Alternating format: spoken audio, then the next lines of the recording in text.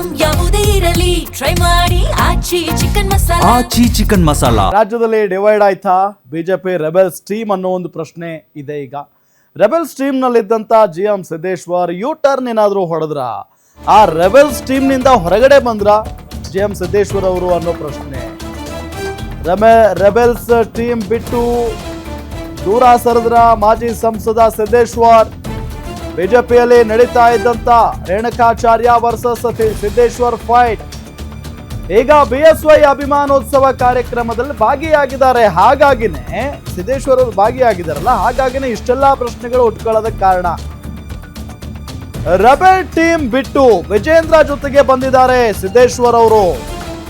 ಅಭಿಮಾನೋತ್ಸವ ವೇದಿಕೆ ಗುದ್ದಲಿ ಪೂಜೆ ಕಾರ್ಯಕ್ರಮದಲ್ಲಿ ಭಾಗಿಯಾಗಿರೋದು, ರೇಣುಕಾಚಾರ್ಯ ಜೊತೆಗೂಡಿ ಕಾರ್ಯಕ್ರಮದಲ್ಲಿ ಭಾಗಿಯಾಗಿದ್ದಾರೆ. ಮೇ 9ಕ್ಕೂ ಮೊದಲೇ ರೆಬೆಲ್ಸ್ ನ ಮೇನ್ ವಿಕೆಟ್ ಪತನ ಆಗಿಬಿಡ್ತಾ.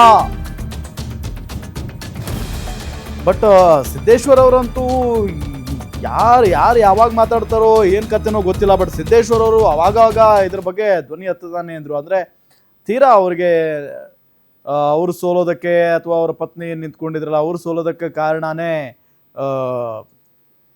ಬಿಜೆಪಿ ಒಳಗಡೆ ಇರುವಂತ ಬಿಜೆಪಿ ಅಸಮಾಧಾನ. ಅದರಲ್ಲೂ ರೇಣುಕಾಚಾರ್ಯ ಅಂಡ್ ಟೀಮ್ ನಮ್ಮ ವಿರುದ್ಧ ಕೆಲಸ ಮಾಡ್ತು, ಅವರನ್ನ ಪಕ್ಷದಿಂದ ಉಚ್ಚಾಟನೆ ಮಾಡಬೇಕು ಅನ್ನೋ ನಿಟ್ಟಿನಲ್ಲಿ ದೊಡ್ಡ ಧ್ವನಿಯನ್ನ ಎತ್ತಿದ್ರು.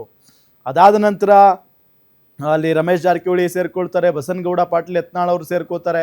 ಹೀಗೆ ಘಟಾನುಘಟಿ ನಾಯಕರೆಲ್ಲ ಸೇರ್ಕೊಂಡು ರೆಬೆಲ್ ಆಗಿಬಿಡ್ತಾರೆ. ಆ ಟೀಮ್ನಲ್ಲಿ GM ಸಿದ್ದೇಶ್ವರ್ ಅವರಿದ್ರು. ಈಗ ನೋಡಿದ್ರೆ ಏಕಾಏಕಿಯಾಗಿ ಯಡಿಯೂರಪ್ಪನವರ ಅಭಿಮಾನೋತ್ಸವ ಕಾರ್ಯಕ್ರಮದ ವೇದಿಕೆ ಉದ್ಘಾಟನಾ ಕಾರ್ಯಕ್ರಮ ಅಥವಾ ಈ ಭೂಮಿ ಪೂಜೆ ಕಾರ್ಯಕ್ರಮದಲ್ಲಿ ಇವರು ಕೂಡ ಭಾಗಿಯಾಗಿದ್ದಾರೆ ವಿಜೇಂದ್ರ ಅವ್ರ ಜೊತೆಗೆ.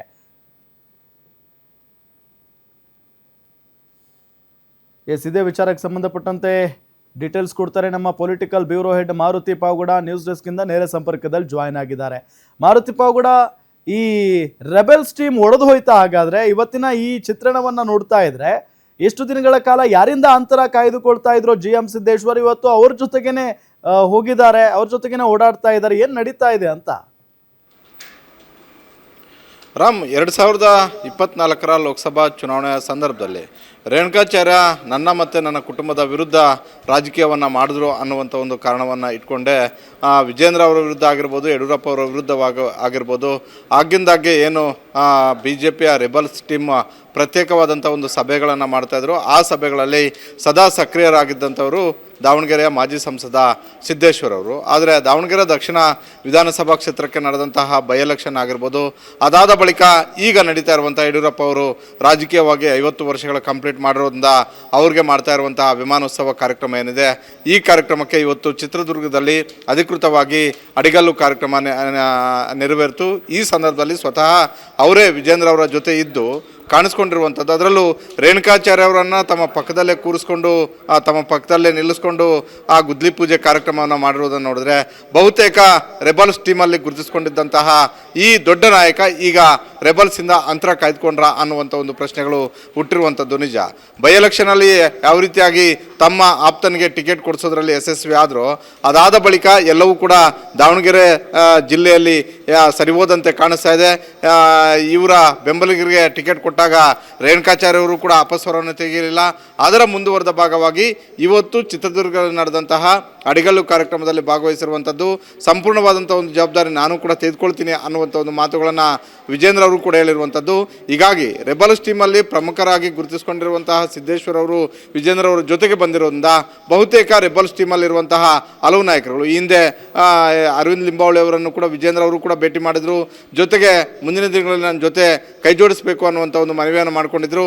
ಹೀಗಾಗಿ ಒಬ್ಬೊಬ್ಬರೇ ರೆಬಲ್ಸಿಂದ ದೂರ ಆಗ್ತಾ ಇದ್ದಾರಾ, ವಿಜೇಂದ್ರ ಅವರ ಗುಂಪನ್ನು ಸೇರ್ಕೊಳ್ತಾ ಇದ್ದಾರಾ ಅನ್ನುವಂಥ ಒಂದು ಪ್ರಶ್ನೆಗಳು ಹುಟ್ಕೊಂಡಿರುವಂಥದ್ದು ನಿಜ. ಈಗ ಸಿದ್ದೇಶ್ವರ್ ಅವರು ಬಂದಿರೋದ್ರಿಂದ ಸಹಜವಾಗಿ ಅಲ್ಲಿರುವಂತಹ BP ಹರೀಶ್ ಅವರ ಪಾತ್ರ ಏನಾಗ್ಬೋದು, ಅವರನ್ನು ಕೂಡ ಮುಂದಿನ ದಿನಗಳಲ್ಲಿ ಕರ್ಕೊಂಡು ಬರ್ತಾರೆ ಅನ್ನುವಂಥದ್ದು. ಹೀಗಾಗಿ ಕೇವಲ 2-3 ಜನರಿಗೆ ಮಾತ್ರ ಈ ಅಸಮಾಧಾನಿತರ ಮತ್ತು ರೆಬಲ್ಸ್ ಟೀಮ್ಗೆ ಸೀಮಿತ ಆಗುತ್ತಾ ಅನ್ನುವಂಥ ಒಂದು ಚರ್ಚೆಗಳು ಕೂಡ ಆರಂಭ ಆಗಿದ್ದಾವೆ. ರಾಮ್, ಓಕೆ, ಥ್ಯಾಂಕ್ ಯು ತಮ್ಮೆಲ್ಲ ಮಾಹಿತಿಗಾಗಿ.